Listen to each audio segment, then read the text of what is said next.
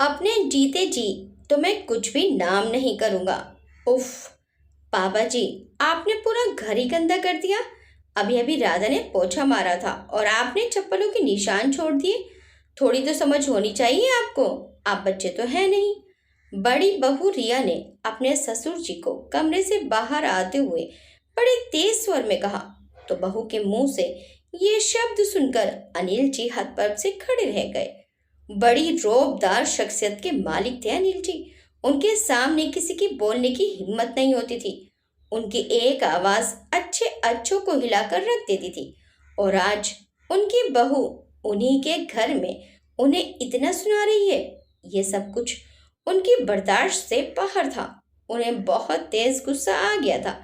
तभी पत्नी ने उन्हें सोफे पर बैठाते हुए कहा, कोई बात नहीं जी, बहू की बातों का क्या बुरा मानना।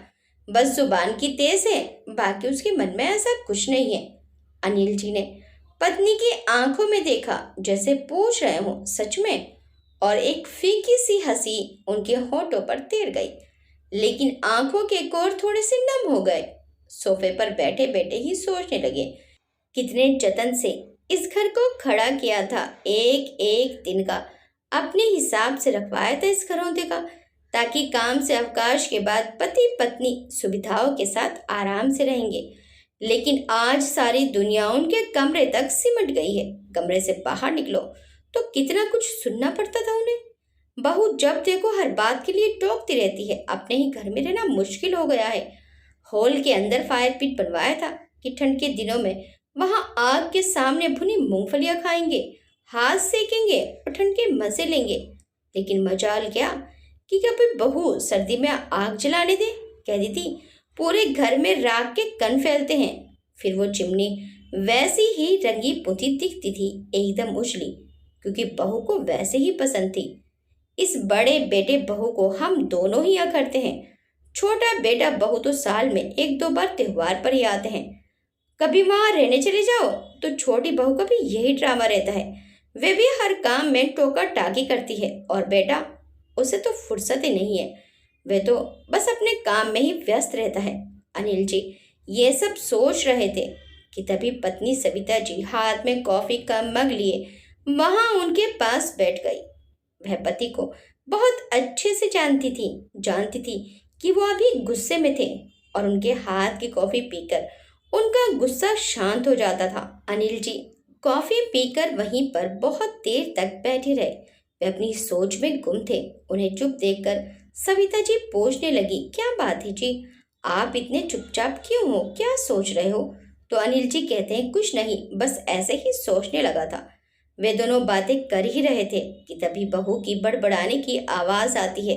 वे दोनों उठकर बहू के पास जाने वाले ही होते हैं कि तभी बहू उनके पास सब्जी का थैला लेकर आ जाती है और चिल्लाकर कहती है, पापा जी, मैंने आपसे क्या कहा था और आप क्या उठा कर ले आए? ये लौकी लाने की क्या जरूरत पड़ गई थी? और मैंने तो करेले भी नहीं मंगाए थे और आप ये भी उठा कर ले आए और हरा धनिया हरी मिर्च भी नहीं लेकर आए। अनिल जी बहू से कहते हैं, बेटा, लौकी और करेले मैं अपने लिए लेकर आया हूँ।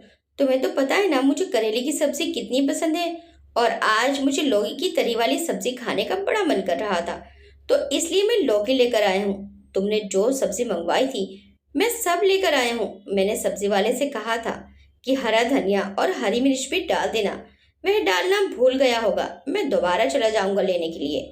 पापा जी, आपसे एक काम भी सही तरीके से नहीं होता है। जो बताओ वो तो करते नहीं, अपने मन की ही करते हैं। सब्जी का थैला वहीं पटक कर अपने कमरे में चली जाती है और अनिल जी अपनी बहू को देखते रह जाते हैं। सविता जी को भी अपनी बहू की इस हरकत पर बड़ा गुस्सा आ रहा था, परंतु वह कर भी क्या सकती थी। अभी अगर वे बहू को कुछ कह देती तो बहू घर सर पर उठा लेती। अनिल जी चुपचाप सब्जी का थैला उठाते हैं और वहीं टेबल पर रख देते हैं और उठकर सब्जी वाले के पास दोबारा चले जाते हैं और वहां से हरा धनिया और हरी मिर्च लेकर आते हैं। अनिल जी सविता जी से कहते हैं कि लौकी की सब्जी तुम अपने हाथों से बना देना। मुझे तुम्हारे हाथों से बनी सब्जी खानी है। तुम्हारे हाथ से बनी सब्जी का स्वाद ही अलग होता है।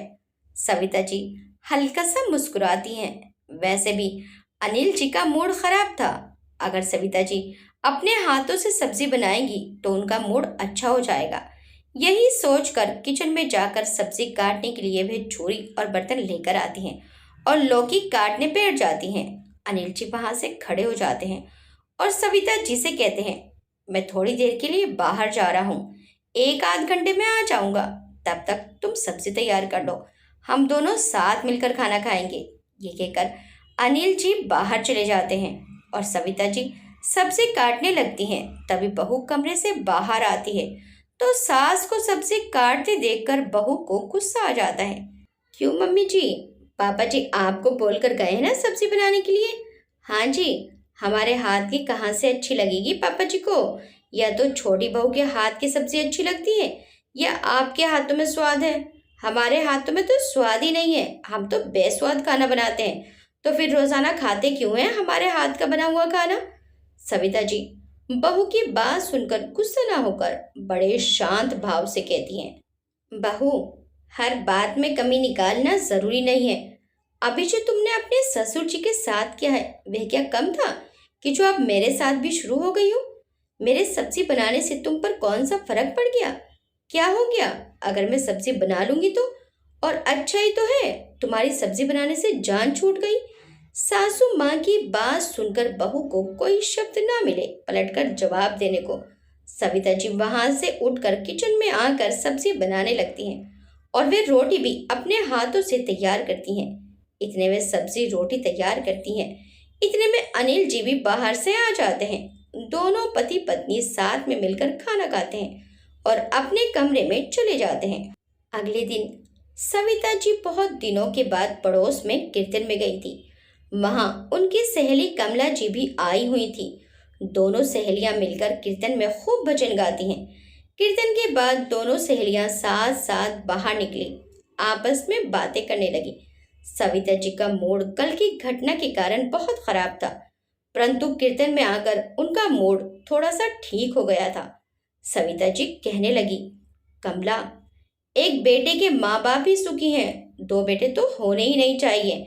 माँ बाप तो कभी इधर कभी उधर खिंचते ही हैं, ऊपर से दो दो बहू हो तो जीने नहीं देती। सविता जी अपनी सहेली कमला को आज मन की बात कहने को आतुर दिख रही थी। कमला जी ने कहा, ऐसी बात नहीं है, मुझे ही देखो, एक बेटा और एक बेटी है। बेटा बहू बहुत दूर रहते हैं, बेटी पास है, पर आज कुछ भी दिक्कत हो अकेले ही करना पड़ता है। ना बहू आ पाती है ना बेटी, सबकी अपनी जिम्मेदारियां हैं।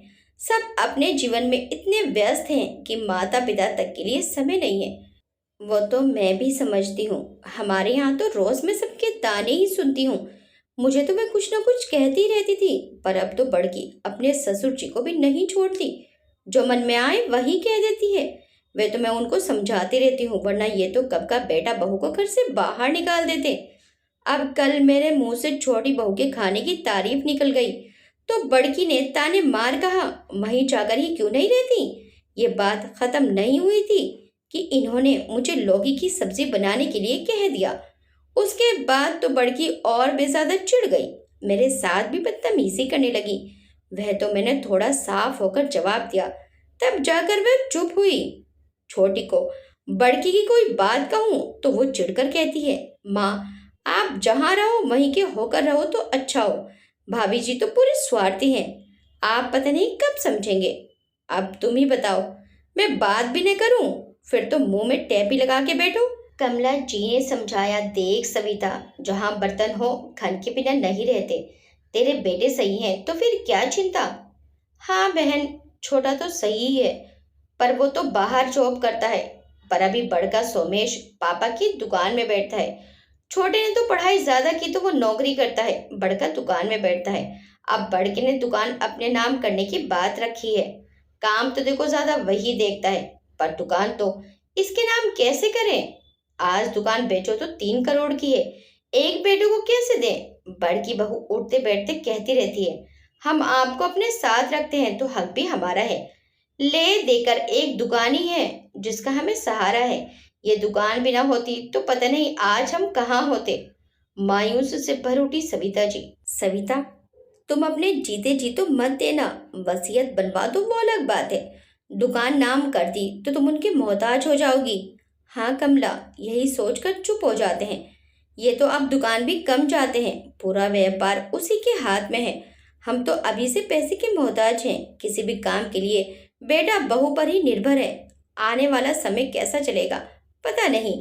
चिंता से सविता ने बोला, चलती हूँ, कल मिलेंगे। मैंने तुम्हें ही परेशान कर दिया। सविता जी जाने लगी तो कमला जी उनसे कहने लगी, सविता, कभी तुम दोनों चाय पर आओ। आऊंगी, कहकर दोनों सहेली अपने अपने घर चली गईं। कमला जी ने अपने पति से सविता जी की परेशानी कही। कमला जी के पति भी स्वावलंबी और थोड़े दबंग हैं।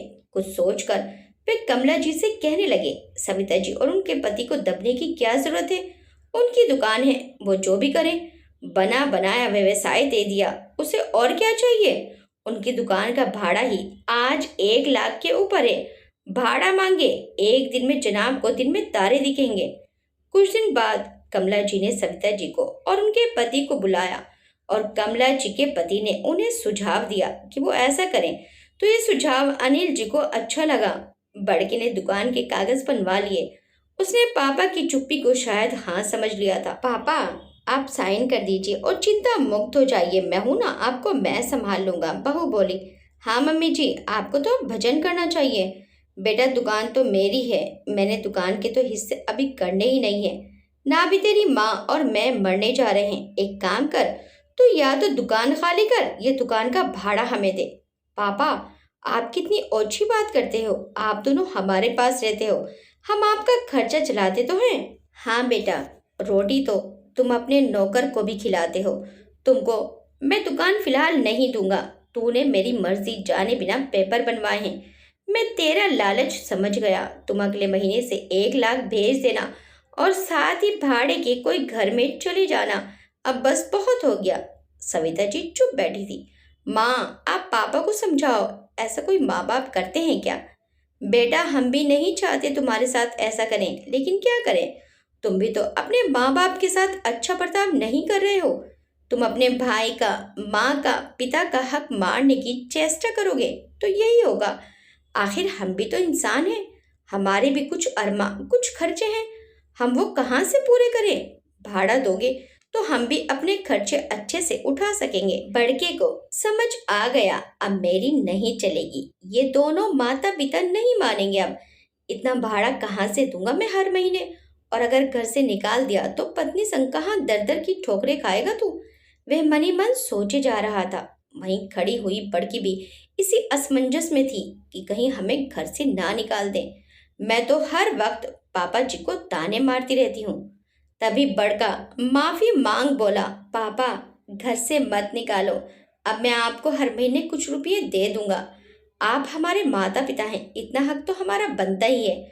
बड़की ने दबे स्वर में कहा तो पत्नी भी बोली, हाँ पापा जी, आप हमारे माता पिता हैं, हम तो आपके बच्चे हैं। हमसे जो भी गलतियां हुई हैं उनके लिए हमें माफ कर दीजिए। पापा कहने लगे, हाँ, हमने तुम्हें माफ किया बेटा। माता पिता कभी अपनी औलाद की तरफ से अपने मन में घृणा नहीं रखते। मैं वसीयत भी बनाऊंगा, सब काम करूंगा। तुम्हें तुम्हारा हिस्सा भी जरूर मिलेगा, लेकिन हमारे मरने के बाद ही मिलेगा। जीते जी हम कोई भी भेदभाव नहीं करना चाहते हैं। सविता जी कहने लगी, बेटा, माता पिता का सब कुछ उनके औलाद का ही तो होता है। माता पिता को मान सम्मान मिले तो वो खुशी खुशी अपना सब कुछ अपनी औलाद पर न्योछावर कर देते हैं। ये सब बातें सुनकर बेटा बहू के होठों पर मुस्कान आ गई। फिर बड़की ने सबके लिए कॉफी बनाई। अब घर में बेटा बहू अपने माता पिता की इज्जत करने लगे। बड़की भी अब बड़े प्यार भरे स्वर में बातें करने लगी थी। पापा जो भी सब्जी लाते दोनों सास बहू मिलकर प्यार से बनाती। बहू का ये स्वभाव देख सविता जी अनिल जी से बोली कि ये काम तो हमें बहुत पहले कर देना चाहिए था। आज तक दबते आ रहे थे, सुनते आ रहे थे, अब बदल चुके हैं बड़की के तेवर। अनिल जी भी कहने लगे, चलो जो होता है अच्छे के लिए होता है। अब घर में शांति तो है, नहीं तो बहू घर को सर पर उठाकर रखती थी। दोनों पति पत्नी बातें कर रहे थे। छोटा बेटा बहू को भी ये सब पता चल गया था। छोटा बेटा फिर भी माता पिता की कर लेता था, लेकिन अब छोटी के तेवर भी बदल गए थे। क्योंकि वसीयत का लालच भी घर कर गया था।